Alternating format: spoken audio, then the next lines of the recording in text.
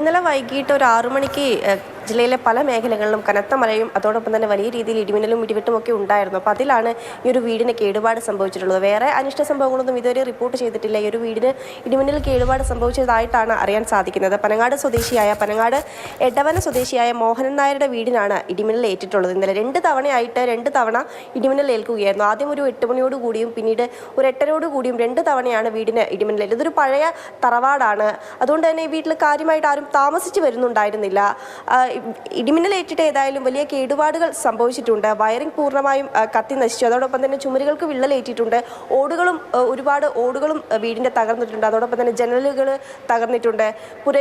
പഴയ പുരയിടത്തോട് ചേർന്നുള്ള വീടായിരുന്നു ഇത്. ഇതിന് വലിയ രീതിയിൽ കേടുപാടുകൾ സംഭവിച്ചിട്ടുണ്ട്. ഭിത്തികളൊക്കെ വിള്ളലുകളും വന്നിട്ടുണ്ട്. ഏതായാലും കനത്ത മഴയായിരുന്നു ഇന്നലെ ജില്ലയിലെ പല മേഖലകളിൽ ഉണ്ടായിരുന്നത്. അതുകൊണ്ട് തന്നെ വലിയ രീതിയിലുള്ള ഇടിവെട്ടും ഉണ്ടായിരുന്നു. ഏതായാലും ഇന്നും ജില്ലയിൽ ഒരു മഴ മുന്നറിയിപ്പ് തുടരുന്നുണ്ട്. ഈ അടുത്ത ദിവസങ്ങളിലൊക്കെ തന്നെയും വലിയ രീതിയിൽ ഇടിവെട്ട് ഉണ്ടാകാനുള്ളൊരു സാധ്യത പറയുന്നുണ്ട്. ഏതായാലും ഇനിയും ഇത്തരത്തിലുള്ള സംഭവങ്ങളൊക്കെ ഉണ്ടാവാനുള്ളൊരു സാധ്യത കൂടെ പറയുന്നുണ്ട്. ഏതായാലും